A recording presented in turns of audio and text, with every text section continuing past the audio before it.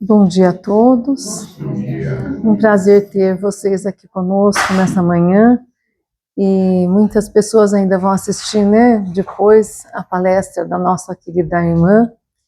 E eu vou convidar todos então para que a gente possa fazer o nosso recolhimento, nos conectando com a equipe de Maria de Nazaré que aqui está, abençoando a cada um de nós, trazendo as energias mais puras, esse carinho, esse amor.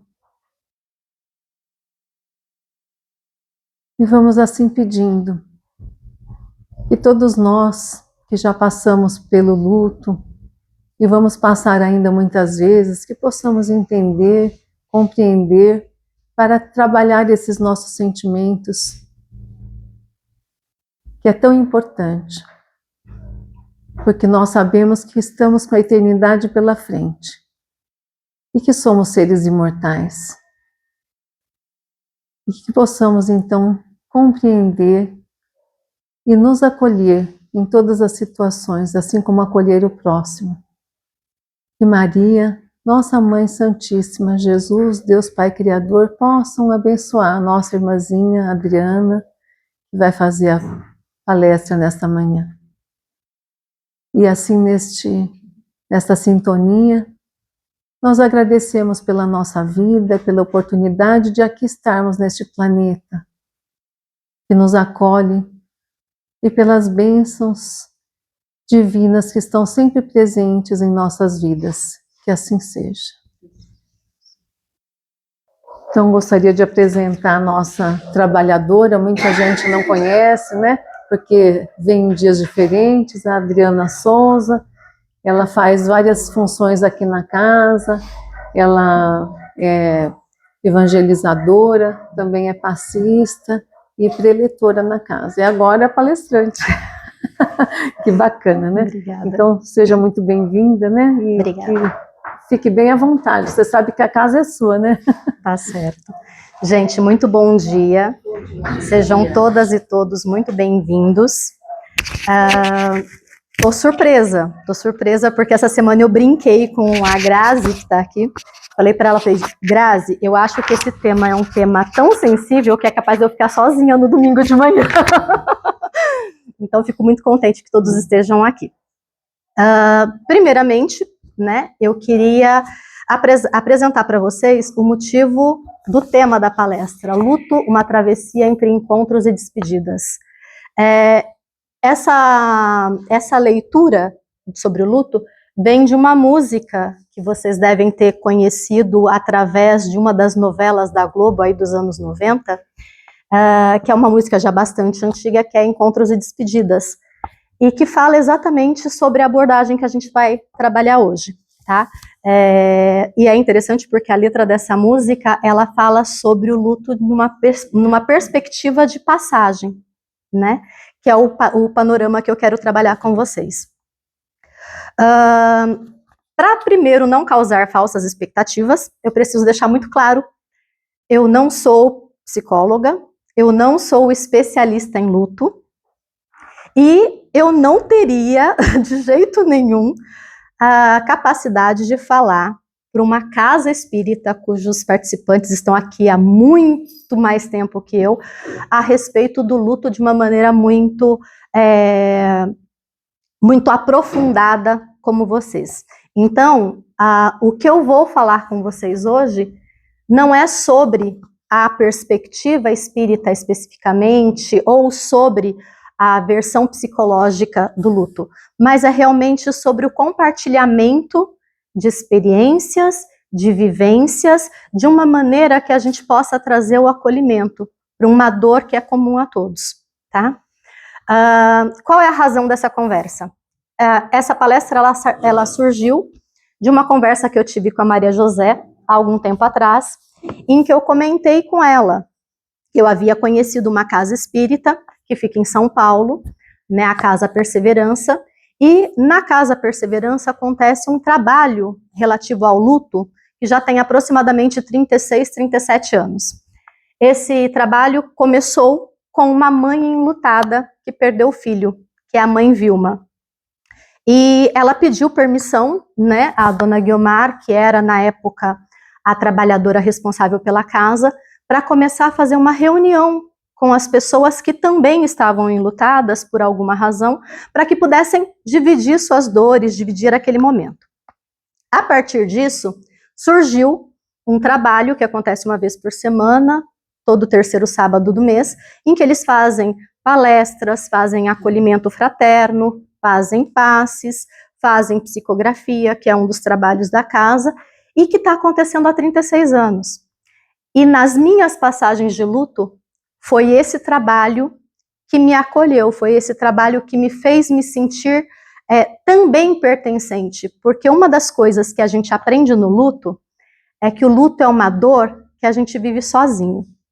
Por mais acompanhado que estejamos, a travessia do luto é uma travessia solitária. Então, ter espaços que possam acolher sem cobrar, né, é muito importante para a gente. E aí, falando disso, a Maria José acabou me convidando para falar um pouco a respeito.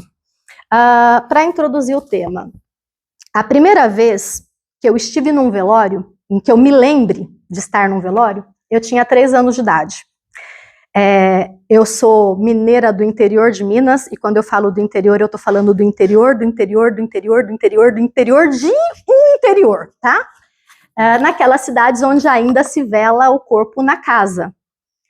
E a minha avó paterna, na época, estava morando com a gente já adoentada e muito idosa, ela acabou falecendo.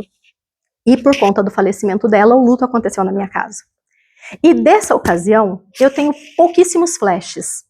Eu tenho um flash de uma caixa de madeira muito bonita, numa daquelas várias salas que existem nas casas mineiras antigas, com um monte de flor. Uma caixa que eu achei muito bonita. Mas eu não entendi nada do que estava acontecendo naquele dia. E nem tinha condição de saber. Então, esse foi meu primeiro contato com o velório. Depois dele, aconteceram outros velórios diversos ao longo da minha vida. Na adolescência, na juventude. Mas a primeira vez que eu realmente tive contato com o luto foi aproximadamente há 10 anos atrás. E por que teve esse vácuo de tempo entre os 3 anos de idade e a primeira vez que eu estive num velório e a primeira vez que eu vivenciei o luto? Porque o luto não é sobre morte. O luto é sobre a perda daquele que amamos verdadeiramente. A gente pode ir em diversos velórios. A gente pode ficar dentro do cemitério velando corpo por corpo e não viver nenhum daqueles lutos. Porque o velório, na verdade, gente, o conceito de morte, velório e luto são conceitos completamente distintos. A morte, ela é um processo natural, não é uma escolha. Eu vou morrer, ela vai morrer, todos que aqui estamos vamos morrer. Por quê? Porque é biológico. A morte é biológica. Então, todo aquele que nasce, um dia morre. O velório é um conceito da cerimônia em si. Então, de acordo com cada cultura, vai ser comemorado, vai ser celebrado de uma maneira diferente. Na nossa cultura, aqui no Ocidente, o velório ele é comemorado, né, celebrado, na verdade, numa cerimônia fúnebre com o morto, né, com o seu morto ali presente, em que as famílias, né, e os amigos se organizam para se despedir daquele corpo. Mas existem outras culturas, por exemplo, as culturas orientais, elas têm práticas diferentes. Os angolanos fazem festa para os mortos, né? Então, cada cultura vai celebrar o velório de uma maneira diferente. Mas em todas as culturas, a celebração do velório é o quê? É uma celebração de despedida daquele que partiu. Enquanto que o luto, ele só vai realmente acontecer, ele só vai se dar na expressão verdadeira daquilo que nós sentimos com relação a determinada pessoa. Tem um autor muito famoso da área de luto, que ele sempre comenta que o luto é o preço do amor. Essa frase é muito conhecida e ela ficou conhecida justamente por isso. Por quê? Porque o luto, de fato, você só vive de acordo com a expressão do sentimento que você tem pelaquela pessoa que partiu. O luto, a palavra, ela vem do latim luctus. E o sentido dela, na sua etimologia, é aflição, é pranto pela perda, é a dor da despedida. Tá? Esse verbo, lamentar, né, é um verbo que está muito presente principalmente no início do luto. E que ele vai acontecer em diversos momentos do luto ainda. Existe uma médica brasileira, que inclusive vai estar em Campinas agora, dia 16 de junho, ela está aqui, estou fazendo propaganda da palestra dela, porque é excelente. É uma médica geriatra, que faz muitos trabalhos de pesquisa na área de cuidados paliativos. E ela tem uma definição que eu acho muito pertinente, que ela diz o seguinte: o luto, ele é um trajeto existencial no caminho da reconstrução do vínculo rompido. Quem está de luto acha sempre que aquilo nunca vai passar, porque não suportamos o vazio, o silêncio ensurdecedor que a morte representa. Eu tive contato com os livros dela na época em que a minha mãe passava pelos cuidados paliativos, e desde então eu comecei a acompanhar todos os livros dela, todas as palestras dela, e eu acho muito interessante a maneira com que ela traz, porque de fato é isso.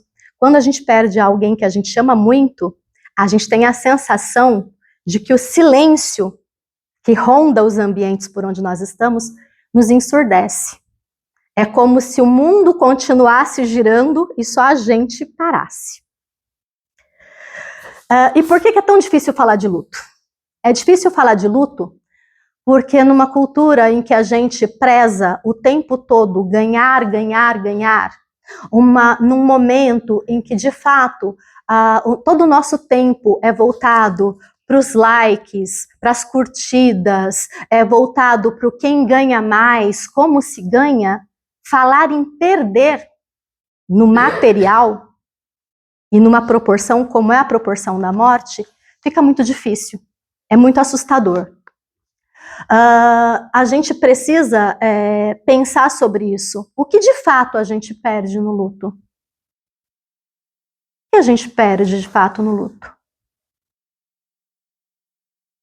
A gente perde tempo, a gente perde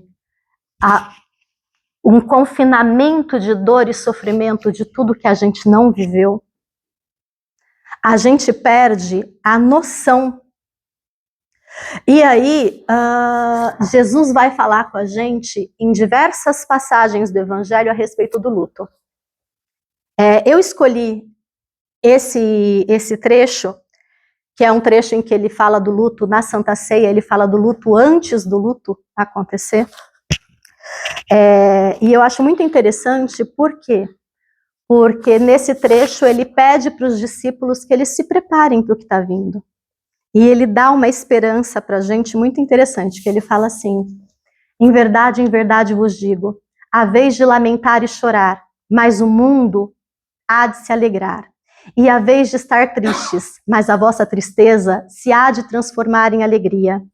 Quando a mulher está para dar à luz, sofre porque veio a sua hora, mas depois que deu à luz a criança, já não se lembra mais da aflição, por causa da alegria que sente de haver nascido um homem no mundo. Assim também vós, sem dúvida, agora estáis tristes, mas hei de ver-vos outra vez, e vosso coração se alegrará, e ninguém vos tirará a vossa alegria. Nessa passagem, ele está ainda lá na Santa Ceia com os discípulos, e quando ele traz essa memória da mulher que dá à luz, né, do sofrimento de se dar à luz, é muito interessante a analogia. Por quê? Porque, de fato, é um sofrimento, é doloroso para a mulher, é uma dor difícil de lidar, né? E aí a gente ouve muito, né, as amigas que deram à luz falam, nossa, tive tantas horas de trabalho de parto, foi uma dor terrível, não sei o quê. Aí o neném nasce, olha para a carinha do neném e não lembra mais do quanto doeu, né? Passou a dor. E a dor passou por quê? Porque ela passou na esperança, nasceu a esperança. E logo depois dessa passagem, para mim, na minha experiência, o pior dia do luto de Jesus é o sábado, né? Jesus, ele é crucificado na sexta-feira e o sábado faz o silêncio ensurdecedor de que a gente falou agora há pouco. Porque no sábado ninguém sabe o que vai acontecer ainda. No sábado ninguém está preparado ainda para que ele volte, para que ele exista novamente em frente àquelas pessoas. Então todas aquelas pessoas, elas estão realmente enlutadas, elas estão entregues àquele sofrimento. E aí, logo em seguida, quando ele reaparece, poucos dias depois, aqueles dias em que ele volta a estar com os discípulos, ele faz uma travessia com alguns discípulos para a cidade de Emaús. E na travessia os discípulos estão tristes, estão muito tristes. E ele vai conversando com os discípulos e os discípulos sequer percebem a presença dele. Por quê? Porque eles estão tão entristecidos, eles estão tão dentro deles mesmos que eles não conseguem sentir a presença do mestre. Até que quando eles chegam a casa e Jesus vai e de novo parte o pão e fala para eles, a paz esteja com vocês, eles reconhecem o mestre. Para mim, essas passagens, elas mostram tanto a dor e o sofrimento a que todos nós somos submetidos no luto, quanto a necessidade da esperança de Jesus, né, nessa eternidade que se apresenta, né? Ele vem trazer para a gente essa motivação, olha, a dor material, a dor da partida material é inevitável, mas a esperança existe, a gente vai se reencontrar, vai ter um amanhã. Então eu acho que assim, de todas as passagens que eu encontro na Bíblia, a Bíblia fala de luto em outros momentos, mas para mim nada supera esse período, né? Essa última semaninha aí entre a crucificação e Emaús. O que de fato perdemos no luto? Tem uma música da Legião Urbana, do Renato Russo, que fala assim, todos os dias quando acordo, não temos mais o tempo que passou, mas temos muito tempo. Temos todo o tempo do mundo. E o Renato Russo, ele escreveu várias músicas que me fazem remeter a luto. Essa foi uma delas. Porque nessa ele faz uma reflexão sobre exatamente tudo o que nós temos. O que nós perdemos no luto, de fato, foi o tempo. Foi o tempo que a gente deixou de viver com aquela pessoa. É esse tempo que nos angustia tanto. E todos os dias que a gente acorda, de fato, a gente não tem mais como voltar atrás. A gente não tem mais como viver, como reconstruir aqueles vínculos com quem se foi. Não dá mais. Passou. Mas temos muito tempo. E nós temos todo o tempo do mundo. E isso tem duas reflexões. A primeira reflexão é, nós temos todo o tempo do mundo para viver com quem está aqui ainda. Para dar para todas as pessoas que aqui estão ainda encarnadas, tudo aquilo que a gente se culpa por não ter dado para quem partiu. Todos os perdões, todos os afetos, todos os abraços, tudo que a gente não deu, a gente pode dar para aqueles que aqui ainda estão. E a outra coisa que a gente tem nessa mesma frase é, temos todo o tempo do mundo, porque temos toda a eternidade ainda. Nós vamos nos reencontrar, nós vamos estar com os nossos amados. Então eu acho extremamente forte essa colocação dele na música. E então o que é a vida? Né? A gente fala da morte, e quando a gente fala assim, o contrário de morte é vida. Mas o contrário de morte não é vida. O contrário de morte, na verdade, é nascer. Nascer, morrer. 2 verbos. A morte, ela não tem um antônimo tão específico. Porque a vida, ela é movimento. Ela é travessia. A vida é o que a gente faz do nosso tempo. A vida, ela acontece com o que nós fazemos diariamente com cada instante que vivemos. Hoje em dia é muito difícil da gente falar de estar presente, porque as pessoas normalmente não estão presentes no lugar onde elas estão.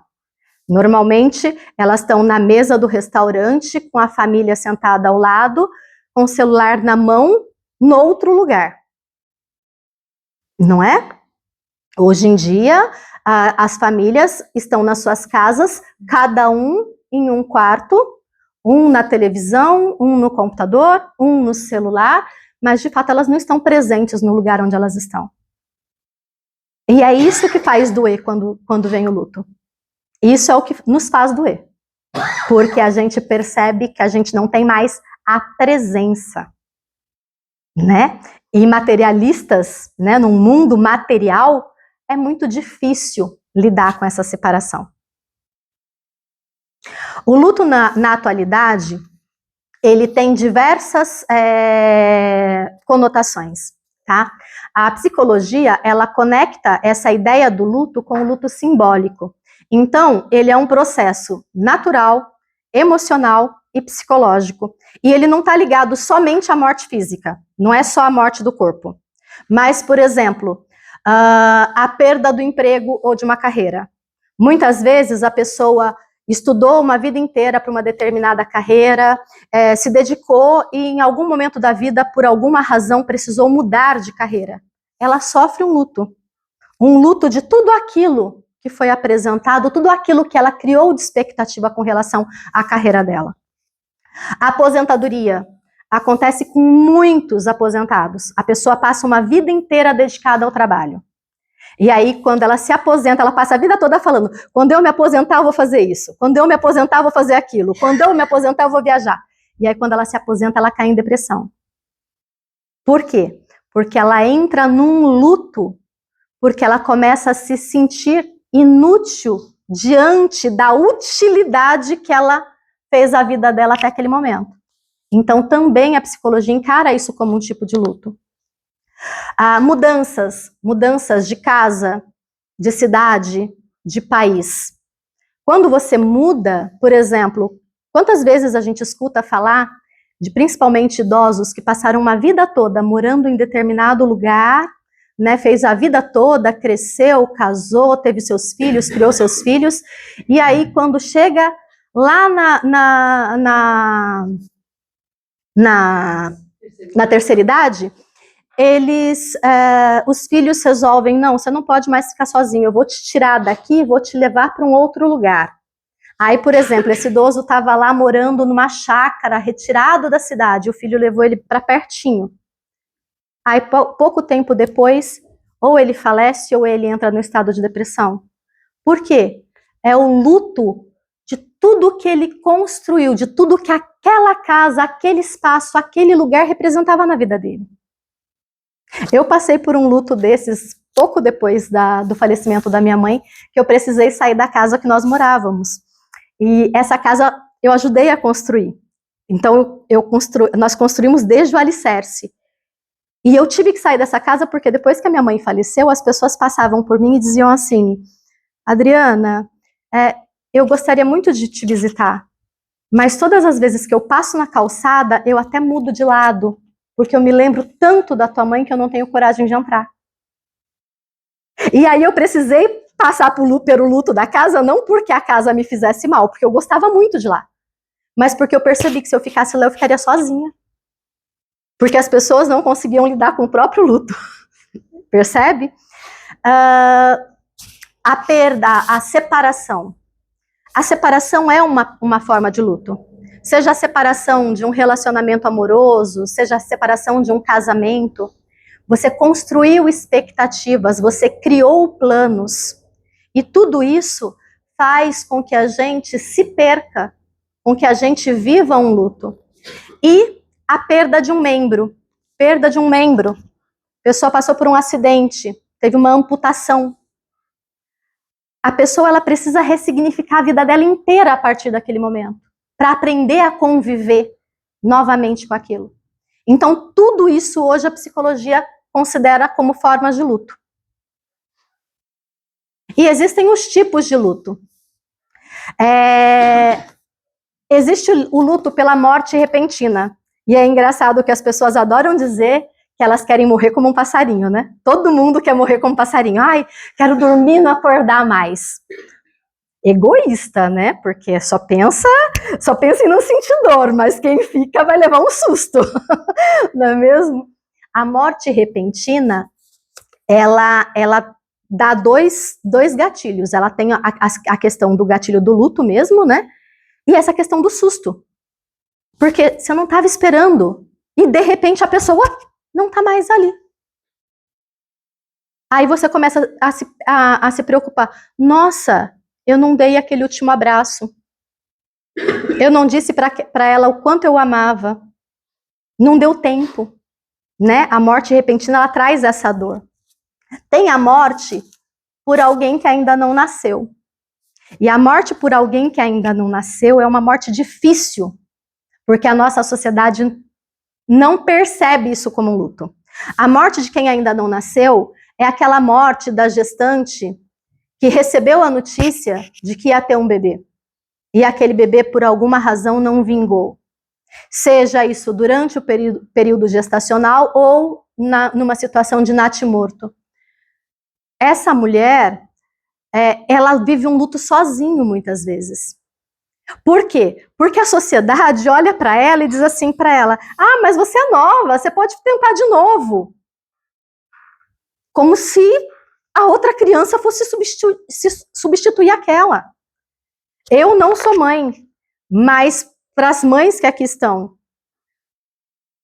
vocês começaram a ser mãe no dia em que vocês pegaram o neném no colo ou vocês começaram a ser mãe no dia que vocês souberam que vocês estavam grávidas? Então, a partir do momento que você sabe disso, você criou uma expectativa completa sobre tudo o que ia acontecer a partir dali. E aí a sociedade não percebe isso. Trata isso como se fosse só mais um problema. Então, este é um luto muito, muito complicado. E neste luto acontecem, pelo menos as pesquisas, os estudos, eles afirmam que entre 20% e 40% dos divórcios acontecem após um luto como esse. Por quê? Não é porque o casal não se ama, mas porque na vivência do luto ele é tão doloroso que as pessoas elas acabam se perdendo delas mesmas. E aí acaba tendo uma separação possível, tá? Não é uma regra, mas dentro de um espectro de 100 casais, de 20 a 40 podem vir a passar por isso. A morte violenta. A morte violenta é aquela morte por um assassinato, por um acidente fatal, que você também não está esperando, né? Você não espera, ele também é repentino, como a morte repentina, só que ele tem o agravante, que além dele ser repentino, ele é violento. E aí você busca justiça, aí você busca tentar encontrar razões para suportar aquela dor, tá? A morte de animal de estimação.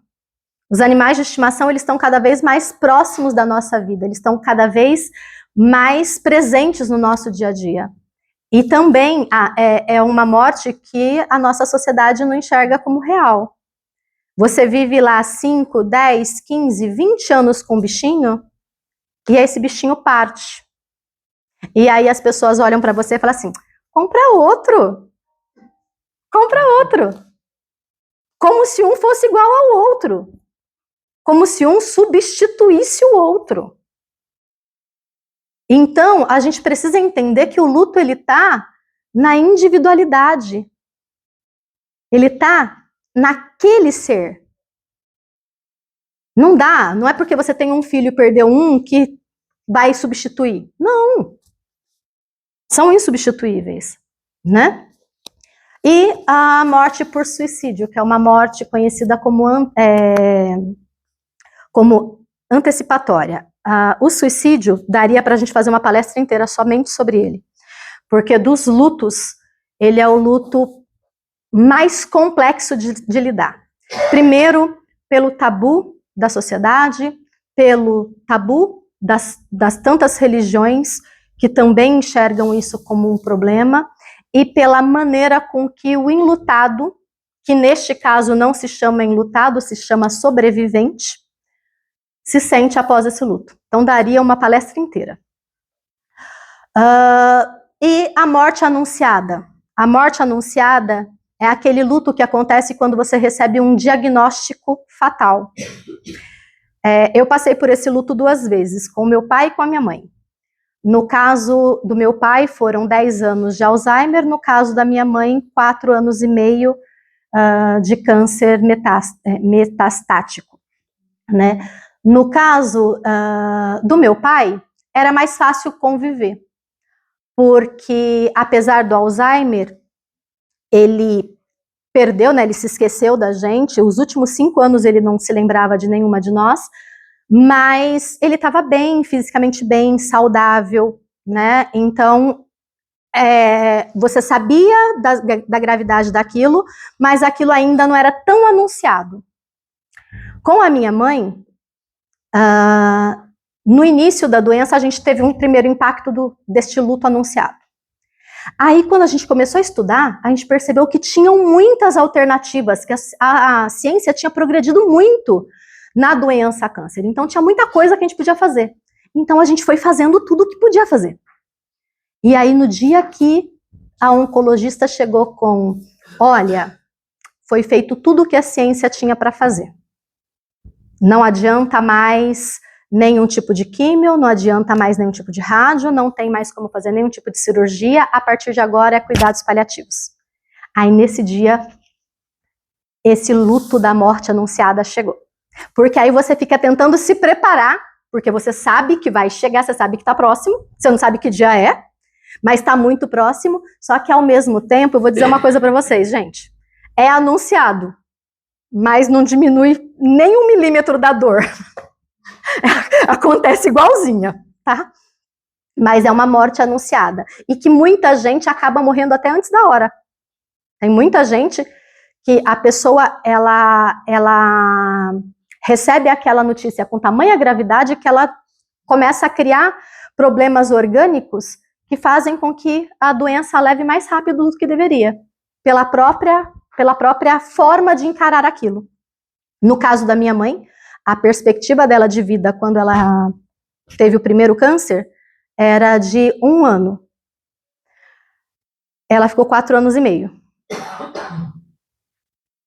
Morte em idade avançada? A morte em... Não, verdade. Perdão.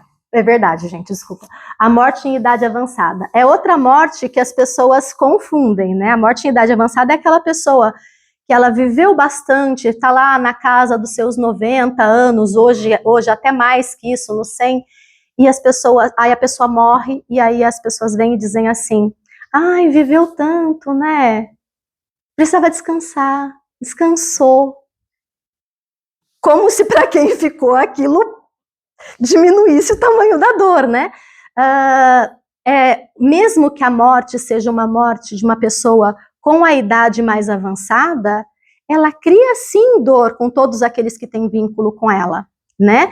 A gente compreende, a sociedade compreende melhor que ela conseguiu fazer o ciclo completo da vida, mas isso não faz com que a dor seja menor ou maior, tá? Porque, gente, a verdade é uma, o luto, ele não tem régua. Ele não tem régua, ele não tem balança. Não dá para medir a dor e falar assim, a dor desse é menor do que a dor daquele. Esse luto é menor do que aquele. Porque quando é intencional, quando é seu, você vai sentir sendo em qualquer um desses tipos de luto. Essas classificações só servem para nos ajudar a tentar cuidar melhor daquela pessoa. Mas, de uma maneira ou de outra, não tem morte nem um luto nem mais fácil, nem menos fácil. Ele vai ter o sofrimento de acordo com o tamanho do amor que você sente pelaquela pessoa em todas as situações. Aí tem um olhar da ciência sobre o luto. Principalmente do ano 2000 para cá, nós tivemos um crescimento nas pesquisas sobre o luto. Eu não sei se eu vou falar certo o nome dela. Mary Frances O'Connor. É uma das pesquisadoras mais fortes do luto. Tá? Ela diz o seguinte: o luto não é uma escolha. Não interessa qual é a tua religião, não interessa qual é a tua crença, não interessa o que você pensa ou acredita. O luto, ele não é uma escolha. O organismo em luto, ele entra em parafuso. E os cientistas, eles analisaram e eles descobriram o quê? Que quando a pessoa entra no estado de luto, ela tem alteração de proteínas que vão alterar cortisol, pressão arterial, músculo, vai ter a questão de alteração dos batimentos cardíacos, o nível de ocitocina, que é o hormônio do prazer, vai cair. Então, isso é físico. Enquanto nós estamos aqui no mundo material, isso vai nos atingir de uma maneira ou outra. O que muda de uma situação para outra é a forma com que a gente encara aquilo. É como a nossa cultura, como a nossa religião, como a nossa perspectiva de vida vai encarar aquilo. Isso vai nos ajudar, mas isso não vai fazer com que a gente fique imune. A gente não vai ser vacinado contra o luto por conta disso. Eu não sei se vai dar para ler, porque eu achei muito interessante essa imagem, mas eu vou tentar ler para vocês por aqui. No cérebro, a atividade aumentada da amígdala, mais sensibilidade emocional, medo e alerta. Redução da atividade no córtex pré-frontal, dificuldade de concentração e tomada de decisão. E planejamento. Memória intensificada. O cérebro revive lembranças como uma forma de processamento. É por isso que quando uma pessoa está de luto, principalmente no estágio inicial do luto, ela fica distraída, ela acaba sofrendo mais acidentes, ela cai, ela se machuca, ela corta o dedo. Por quê? Porque o cérebro dela está nessa fase de processamento. O coração e o sistema cardiovascular têm o aumento do risco da hipertensão arterial, a maior liberação de hormônios de estresse, adrenalina e cortisol, a sensação de aperto no peito e a falta de ar e cansaço. Gente, eu não sei se vocês já sentiram isso, mas em alguns dos meus lutos, eu acordava de madrugada e eu achava que eu ia morrer de falta de ar. De tanto que doía. Era físico, era um sentimento real. Parecia que eu ia morrer. E depois que eu fui estudar, que eu fui entender isso, eu falei, nossa, gente, né, é muito mais real do que a gente pensa. O sistema imunológico. O luto prolongado, ele pode enfraquecer a imunidade. É por isso que as pessoas, quando elas estão enlutadas, elas são mais sensíveis a gripes, resfriados, infecções, inflamações. É muito comum isso, porque realmente o sistema imunológico cai. Os músculos do corpo passam a ficar mais tensionados, principalmente essa região de ombro e pescoço. A saúde mental fica extremamente comprometida, principalmente nos lutos prolongados, né? O sistema digestivo pode causar perda de apetite ou aumento de apetite. No meu caso específico, eu fiquei dos 0 aos 36 anos mantendo peso. Depois do luto foram 15 quilos a mais. Isso representa 1/4 do meu peso após os lutos. E o sono, que pode ser ou aumento do sono ou redução extrema do sono. Ou você passa a ter insônias, ou você quer dormir o tempo inteiro. Isso é muito comum. E eu trouxe tudo isso, gente, para quê? Principalmente nós, que estamos numa casa espírita, que temos o conhecimento da vida após a morte, que acreditamos que o corpo vai morrer, mas que o espírito permanece vivo, a gente tem que tomar muito cuidado. Cuidado para que o nosso conhecimento e que a nossa crença não crie uma pequena arrogância com aquele que está enlutado. Porque nós ainda temos um corpo material. E quando eu falo da arrogância, eu estou querendo dizer aquela coisa assim. Você chega no velório, a pessoa está lá em profundo sofrimento e você tenta doutrinar a pessoa. Você, ai, mas acredita, a gente vai continuar. Acredita. Não é a hora. Não é o momento para isso.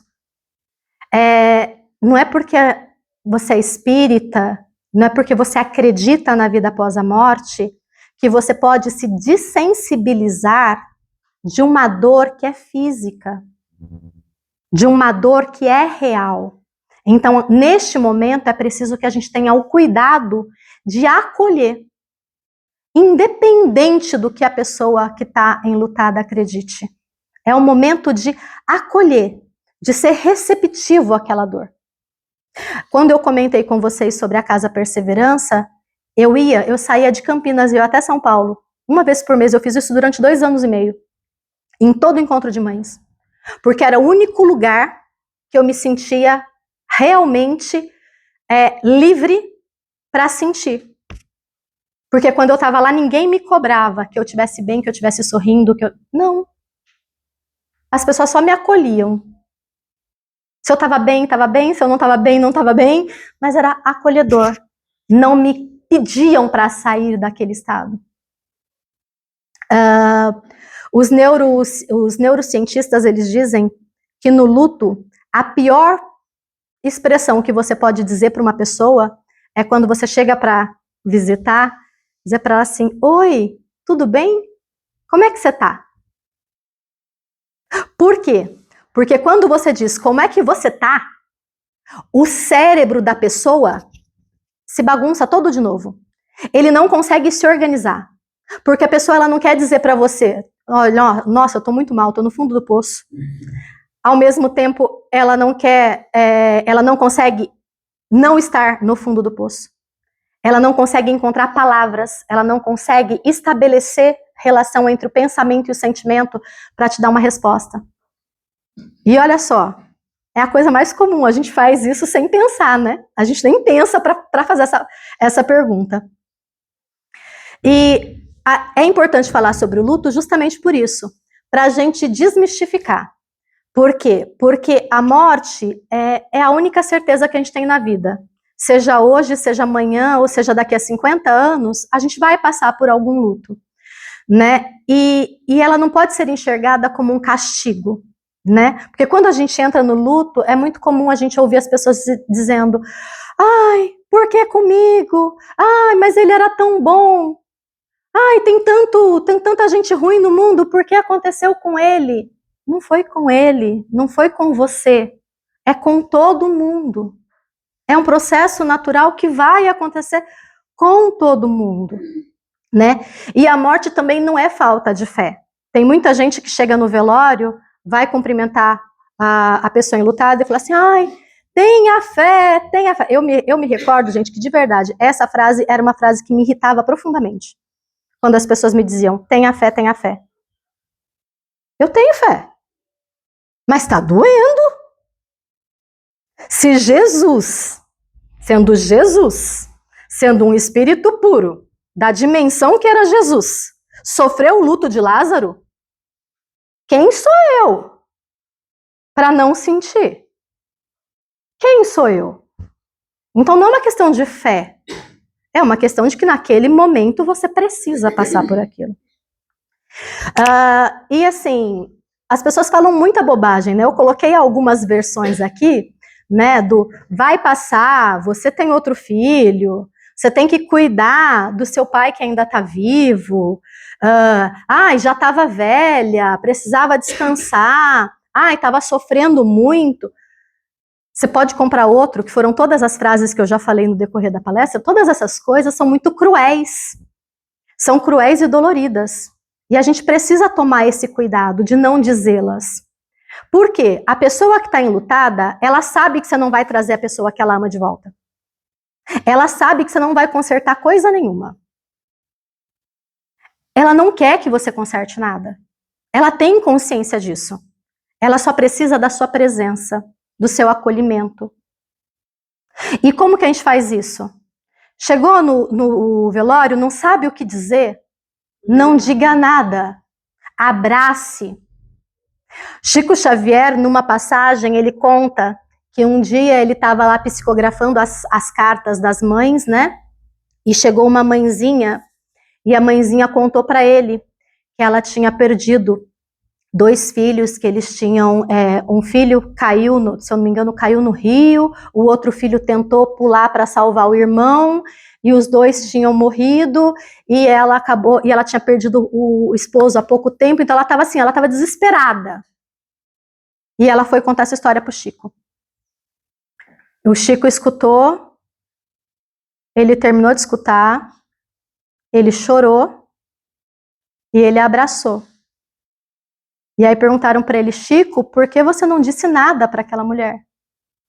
E ele disse, porque existem momentos que não precisa dizer nada, porque o máximo que eu podia fazer para ela é demonstrar para ela o quanto eu estava compadecido pela dor dela naquele momento. Tem momento que não tem palavra. Então não tente consertar. Você não vai conseguir. Existem coisas muito pequenas que você pode fazer por um enlutado. Por exemplo, num dos meus lutos, eu tinha um amigo, tenho ainda, né, ele está vivo, tenho um amigo muito querido que foi meu diretor de teatro durante muitos anos. E durante os meus lutos, ele saía, ele largava o trabalho dele, e ele vinha uma vez por semana até o meu trabalho, e eu tinha 1 hora exata de almoço. Ele vinha, ele almoçava comigo e voltava. Eram 20 quilômetros para ele ir e voltar, até onde eu estava. Ele fez isso durante mais de 1 ano, toda quarta-feira. Ele não perguntava para mim se eu estava bem, se eu estava mal. Ele sentava, a gente comia, e a gente conversava sobre trivialidades, porque era o jeito dele demonstrar assim, olha, eu tô aqui, tá? Você não tá sozinha. Então você não precisa. A pessoa está enlutada, você não sabe o que fazer? Faz uma feira para ela. Passa no supermercado, leva alguma coisa. Pega um pão na padaria. A pessoa está lá no momento do luto, você está vendo que ela não está querendo sair de perto do corpo? Vai lá, busca uma água, traz um café. Não precisa falar. Só se faça presente na vida dela. É o suficiente. E aí, para compartilhar com vocês a travessia, eu elenquei algumas coisas que me ajudaram no meu processo. Primeiro, é importante que a gente saiba que por um tempo é normal ficar triste. E é normal ficar muito triste.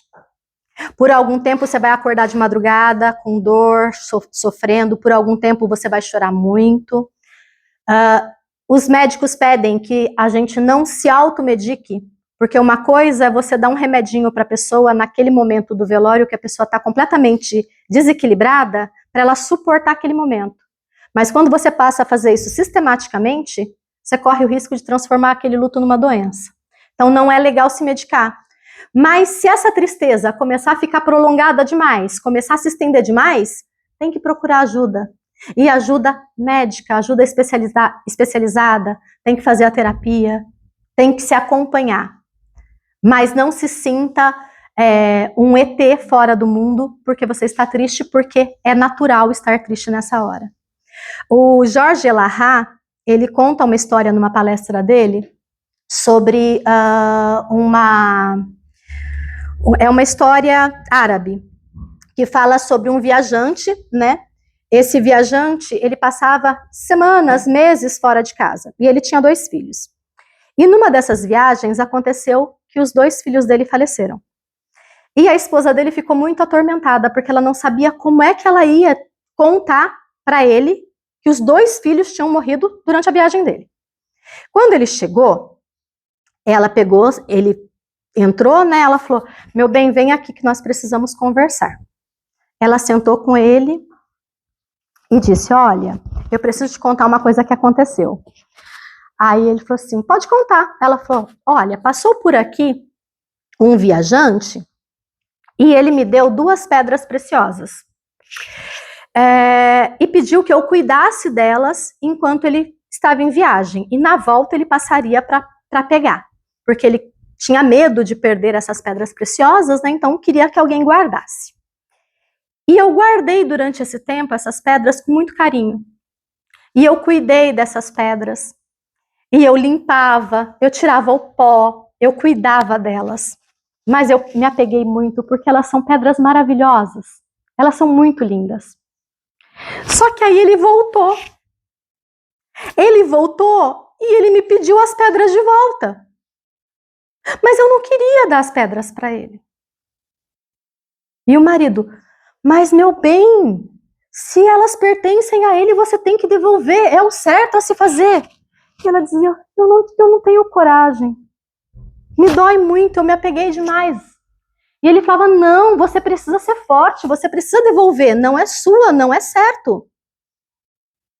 E ela falou, então tá. Depois de alguns dias eu devolvi. Mas ainda tá doendo muito.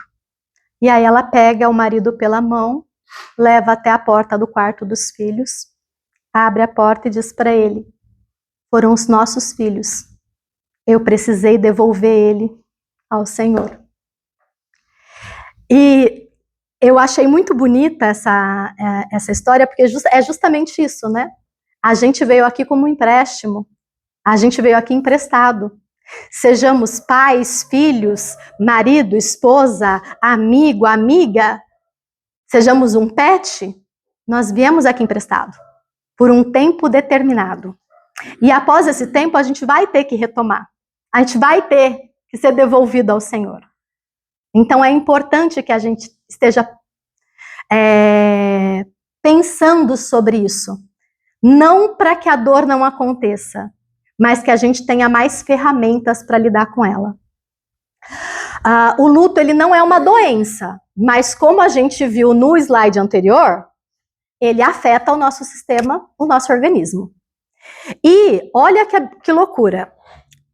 Hoje, atualmente, naquele livro DSM, que é aquele livro que relata os CIDs das doenças psiquiátricas, a palavra luto ela aparece hoje 130 vezes no DSM.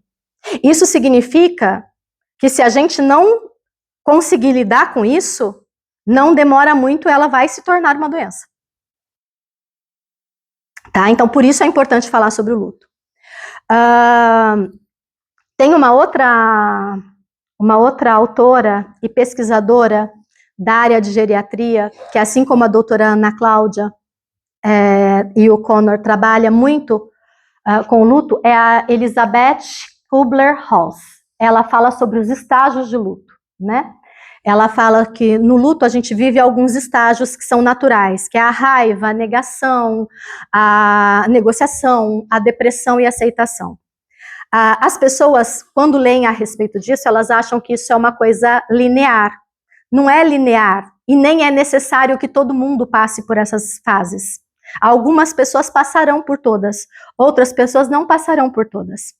Mas é necessário que a gente compreenda que vai ter aquele momento que a gente não vai aceitar, que a gente vai negar, que a gente vai dizer que não está acontecendo, e vai ter aquele momento em que a gente vai começar a entender e vai começar a ressignificar, tá? A nossa sociedade, gente, ela não está pronta para lidar com o luto, né? Conforme eu falei lá no início, além de nós vivermos uma sociedade materialista que não gosta de perder, além disso tem mais uma coisa. A nossa sociedade, ela não lida bem com isso, por quê? Porque, por exemplo, a licença que a gente recebe quando pai, mãe, marido ou filhos morrem é uma licença chamada nojo. Nome maravilhoso, né? Para falar de quem a gente ama tanto, não é? Quando uma pessoa que a gente ama morre, se a gente não fizer o inventário dela em 30 dias, o Estado nos cobra multa. Você não tá com cabeça nem para pensar no que está acontecendo e você tem que lidar com uma série de burocracias. Por quê? Porque não são reconhecidas essas dores.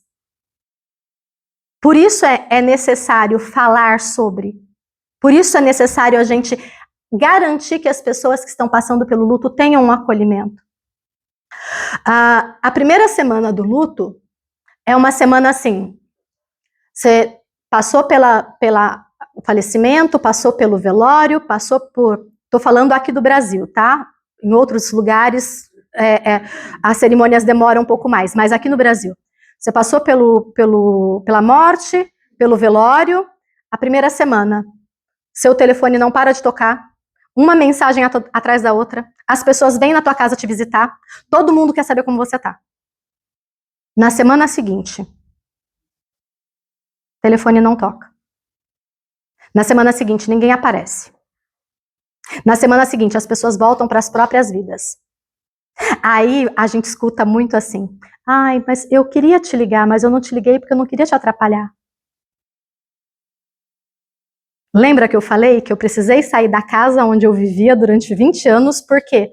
Porque eu falei, gente, se eu não sair daqui, eu vou ficar, eu vou ser o próximo morto-vivo.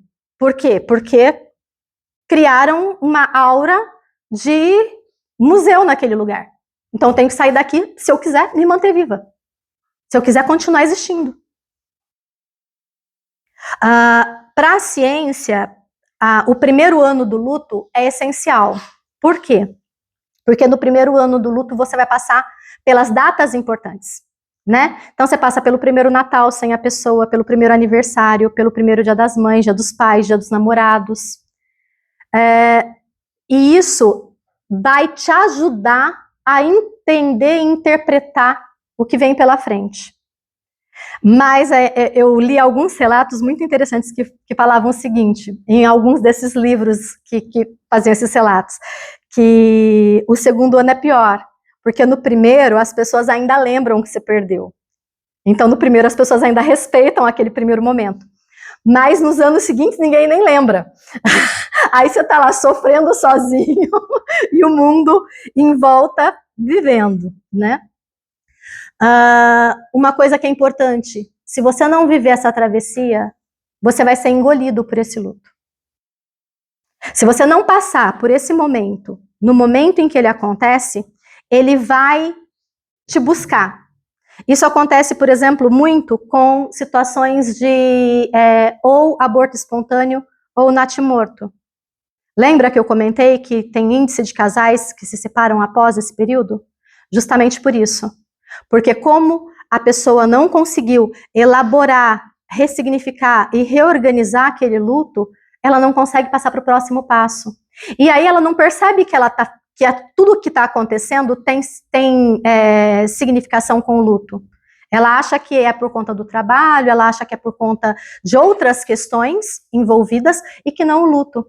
E aquilo fica guardado.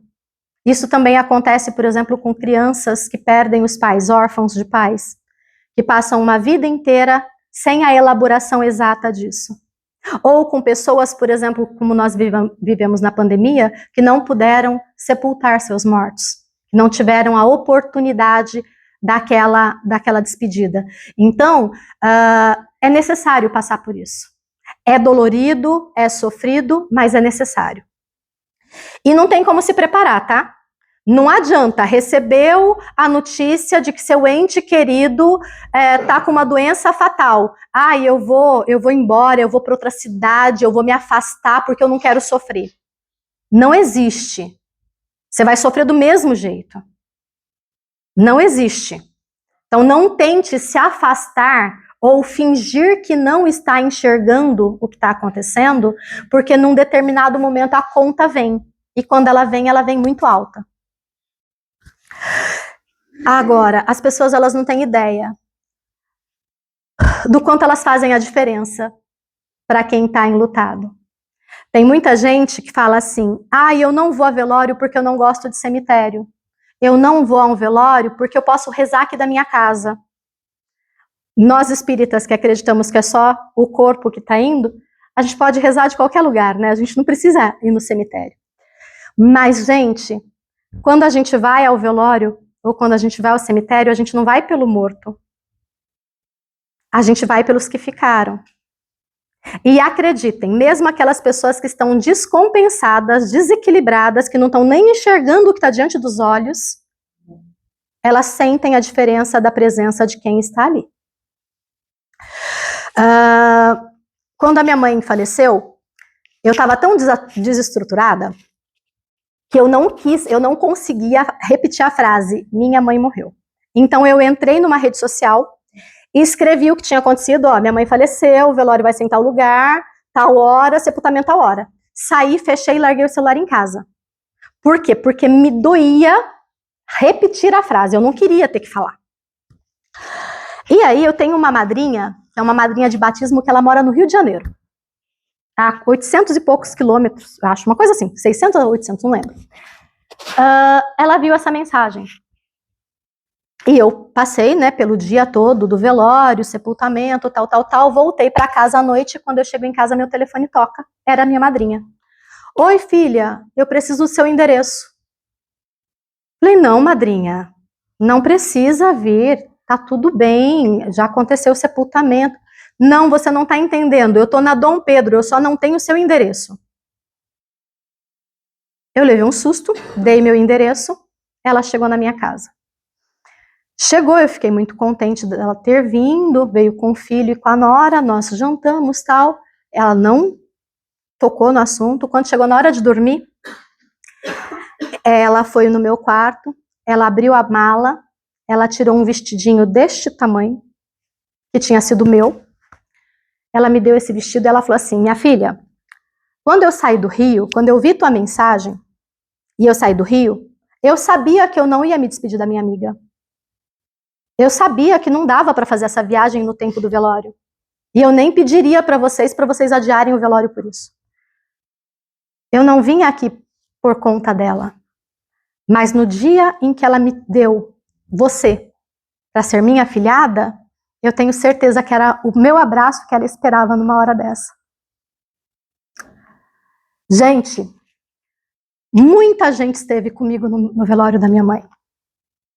Mas esse abraço não teve preço. Não teve preço.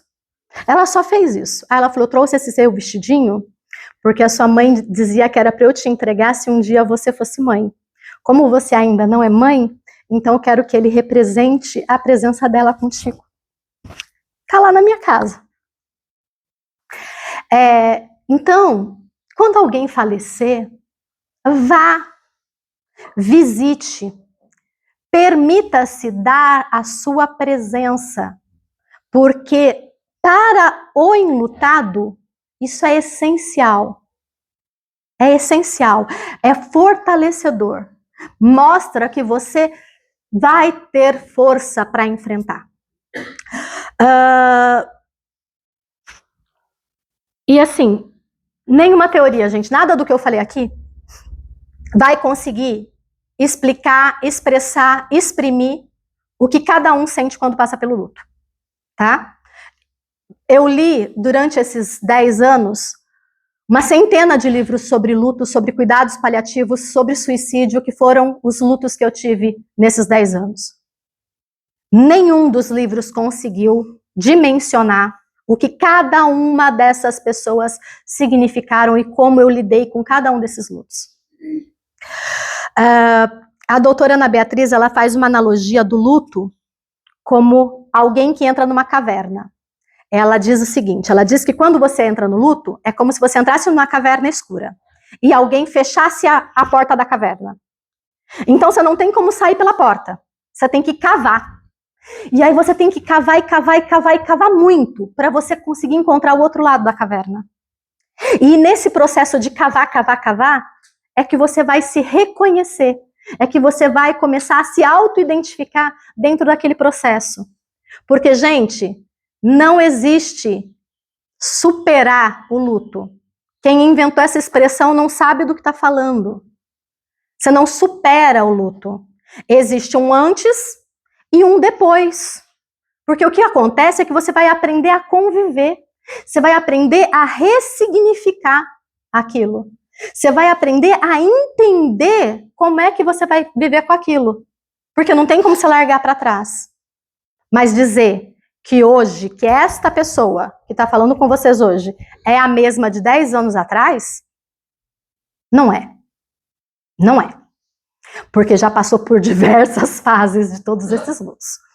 Não é a mesma pessoa.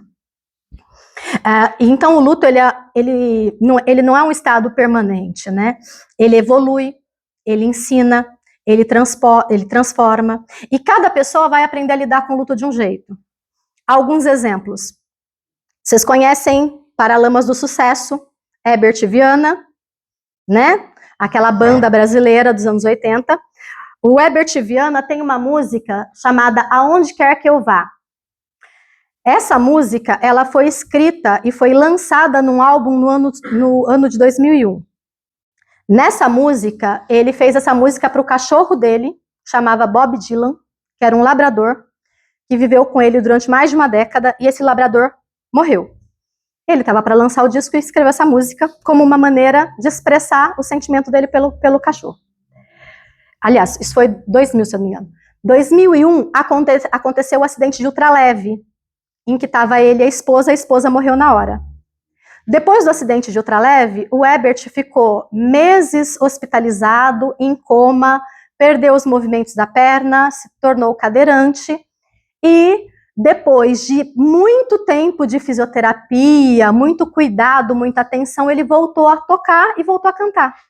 E quando ele fala sobre essa música, ele fala nas entrevistas dele que ele fez essa música como uma ressignificação da morte da esposa. Ele não fala do cachorro.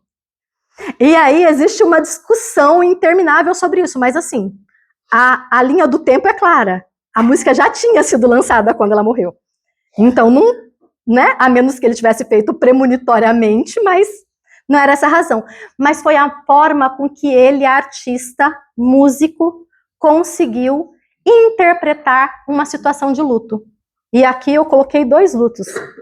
O do animal de estimação e de um ente querido amado. O Eric Clapton, também, na morte do filho dele de 5 anos, que caiu de um hotel, acho que 53º, se eu não me engano, andar, faleceu aos 5 aninhos, e a forma que ele teve para lidar com o luto foi essa música, que é uma das músicas mais lindas do Eric Clapton, e que foi a forma com que ele transformou a dor dele, que ele conseguiu sublimar o sentimento que ele tinha. Outras pessoas fazem coisas diferentes, por exemplo, a Glória Pérez, quando aconteceu a morte da filha dela, lá tragicamente, durante aquela novela em que ela mesma era escritora, né? O que ela fez? Ela transformou a dor dela pelo assassinato da filha em uma dor do Brasil inteiro. Naquela época que não existia a internet como existe hoje, com a velocidade que se tem hoje, já existia internet, mas não na velocidade que existe hoje, ela saiu de cidade em cidade arrecadando assinaturas para alterar uma lei. Foi por conta dela, por conta da morte da filha dela, que ela conseguiu transformar a lei com a inclusão do homicídio qualificado. Então ela transformou a dor dela em uma... Ela catalisou essa dor de uma maneira a fazer o bem para a sociedade. A dona Vilma, que eu comentei no início, que é aquela senhora enlutada lá do Perseverança, ela transformou o luto dela em um momento de acolher famílias. Hoje, quando a gente vai no Perseverança, você encontra 200, 300 pessoas enlutadas, sendo ouvidas, acolhidas e tendo seu luto respeitado. Há 40 anos quase, gente, há 36 anos. Então, cada um transforma de um jeito. E a Adriana transformou nisso aqui, né, na nossa conversa. Eu gosto muito, eu sempre gostei muito de ler e estudar. E sempre que eu tenho algum problema, a minha maneira de lidar com o meu problema é escrever, é falar e é ler. Então, em cada um desses lutos que eu contei para vocês, eu fiz um mergulho intenso em tudo que era livro sobre o assunto, palestra sobre o assunto, filme sobre o assunto. Por quê? Porque é uma maneira que eu consigo organizar o meu pensamento. É a maneira como eu consigo lidar com isso. E cada um nos seus lutos vai descobrir uma maneira. Seja fazendo uma obra de caridade, seja fazendo uma música, seja escrevendo um poema, seja compartilhando a experiência com os outros. Cada um vai descobrir, mas é importante que tenha movimento no luto, para que ele possa acontecer, para que possa acontecer a ressignificação. Dentro das culturas e das religiões, acontece um fenômeno que é muito interessante, porque dependendo de como você enxerga aquela cultura ou aquela religião, você vai interpretar o luto de uma maneira ou de outra. Nenhuma tradição, ela vai negar essa dor que é causada pela separação. Mas, dependendo da religião, dependendo da filosofia, dependendo da cultura, vai ser tratado de uma maneira diferente. Como eu comentei em Angola, no México, os orientais. Para Kardec, no capítulo 28 do Evangelho segundo o Espiritismo, ele diz o seguinte: a morte para os homens não passa de uma separação material de alguns instantes. Pensar assim nos ajuda a acolher esse sentimento, esse sofrimento. Nos ajuda nesse processo de ressignificação, porque muda completamente a maneira como eu vejo o luto. Se eu olho para o luto pensando que aquilo é o fim, que nada mais existe, aquilo duplica a minha dor. Diferente de quando eu consigo enxergar que existe algo depois, que eu vou poder reencontrar meu ente querido, que vai existir um outro momento. Isso alivia e nos ajuda a ressignificar. Então, quando você estiver de luto, troque aquela famosa frase: o que eu vou fazer pelo fulano? O que será de mim sem o fulano? Pense o contrário. Pense como fulano ficará sem estar cercado de todos esses que aqui estão. Porque se a dor do luto é ruim para a gente que está aqui, imagina para quem foi sozinho. Imagina como que está sozinho. Então, eu faço uma analogia para vocês como uma criança. Quando a gente vai com uma criança que vai passar por uma cirurgia, né? Tá no hospital, vai passar por uma cirurgia, a criança tá lá morrendo de medo, que vai levar uma injeção, que vai ser cortada e tal. Aí o que você faz? Você não chega lá e vai falar para ela: olha, agora o médico vai te cortar assim, e vai fazer assado, e vai costurar assado. Não. O que a gente faz? Não, olha, você vai lá, ou ele vai te dar um remedinho, vai te acalmar, vai doer, mas vai doer um pouquinho, mas é importante porque você vai sarar. Não é assim que a gente faz? Então, é preciso que a gente tenha essa mesma consciência com o nosso ente querido que está partindo. Olha, tá doendo, eu tô sofrendo, eu sei que eu vou ficar triste, mas fica bem. Fica bem porque eu também vou ficar bem. Fica bem porque eu também vou te honrar. Fica bem porque a gente vai se reencontrar em algum momento. Então a gente tem que ser essa pessoa que vai conseguir realmente encontrar forças para poder passar por isso. Por quê? Porque no livro dos médiuns e no Evangelho segundo o Espiritismo, Kardec fala em diversos momentos, principalmente lá na questão 936 do Livro dos Espíritos, que o nosso desespero, o nosso desequilíbrio, causa dor e sofrimento para aquele que partiu. Então é importante que a gente consiga se reequilibrar e que a gente consiga se reestabelecer para que aquele que partiu também não sofra. Por quê? Porque assim como a gente consegue transferir o nosso amor para eles, assim como eles conseguem receber o nosso amor, o nosso carinho, nossa atenção, eles também vão conseguir receber o nosso desespero, o nosso desequilíbrio, tá? Então é importante a gente se conectar, sentir e não transformar, por exemplo, a nossa casa num museu. Tem gente que perde um ente querido, aí tranca a porta do quarto e deixa aquele quarto lá por 20 anos, sem tirar nada do lugar. Isso não diminui a dor. Isso só prolonga a dor. Porque naqueles momentos em que você está começando a tentar se ressignificar, você bate o olho ali e volta. Você pode escolher uma peça, alguma coisa que te agrade, que te lembre daquela pessoa, para você guardar como uma lembrança? Pode. Mas não precisa transformar a tua casa no museu. Não precisa transformar em mais dor o que já é dolorido. Então, vai tentando doar aquilo a quem precisa, vai tentando se desfazer devagar daquilo. Não precisa também, a pessoa faleceu ontem, amanhã já está entregando tudo. Não é assim. Vai no seu tempo, mas vai tentando desfazer aquilo. Para quê? Para que aquele espírito também sinta-se fortalecido para continuar a vida, para continuar os estudos, para continuar evoluindo do lado de lá. Chico fala sobre as psicografias, e era muito engraçado que quando eu comecei no Perseverança, eu via gente vindo de outras cidades, né, pensando em receber uma carta do ente querido, uma psicografia. E aí, lá no Perseverança, eles falam isso em todo encontro. Eles falam, gente, Chico dizia, o telefone toca de lá para cá, o telefone não toca daqui para lá.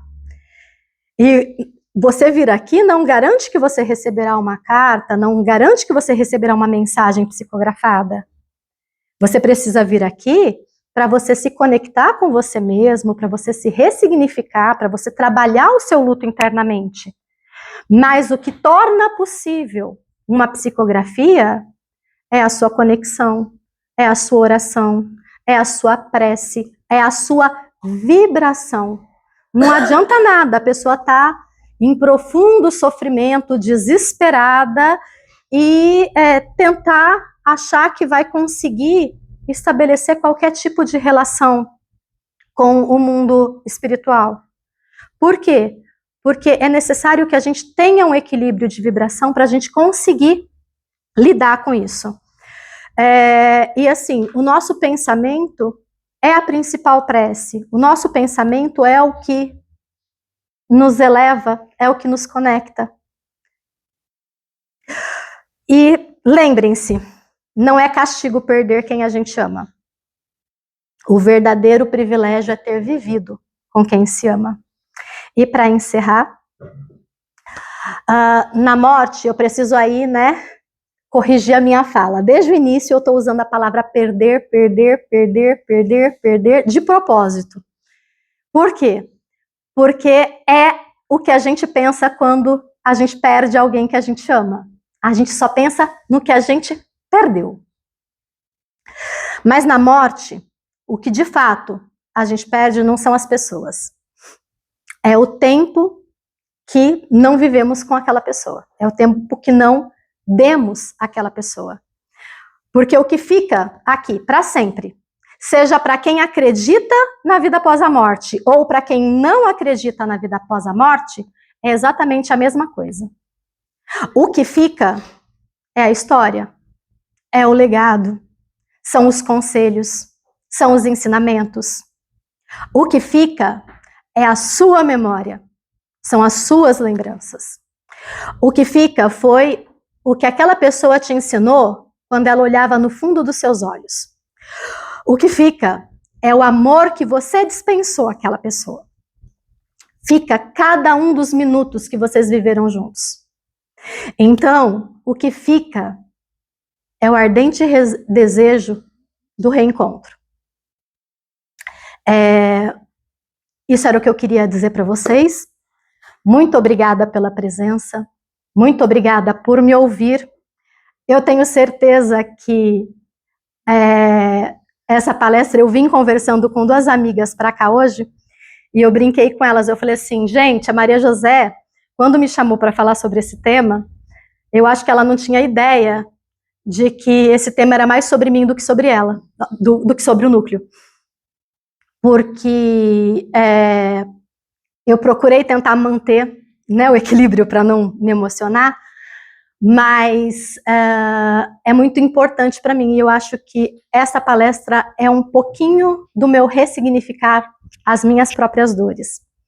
Eu dedico essa palestra a todos que eu tenho certeza que também estão aqui, que eu tanto amo, que não estão presentes fisicamente com a gente, mas que com certeza fizeram parte da minha história, do meu caminhar, e do caminhar de vocês, que eu tenho certeza que vocês também devem ter aí no coraçãozinho de vocês lembranças de pessoas que foram muito especiais, que continuam sendo, e que só, assim como Santo Agostinho dizia, né, só passou pro lado de lá. Obrigada.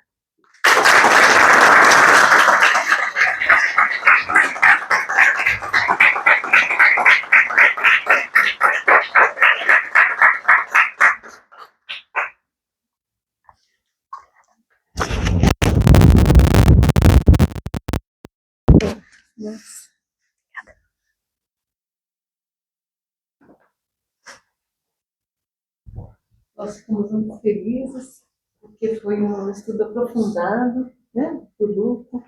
Muito obrigada, muito importante para todos nós, né, conhecermos peculiaridades para que a gente não fale com as pessoas que estão enlutadas, que muitas vezes a gente já falou. E eu não tinha ideia de que você tinha lido tantos livros, tinha se aprofundado tanto nesse período todo, né? Mas, graças a Deus que a gente pôde ter você compartilhando tudo isso conosco.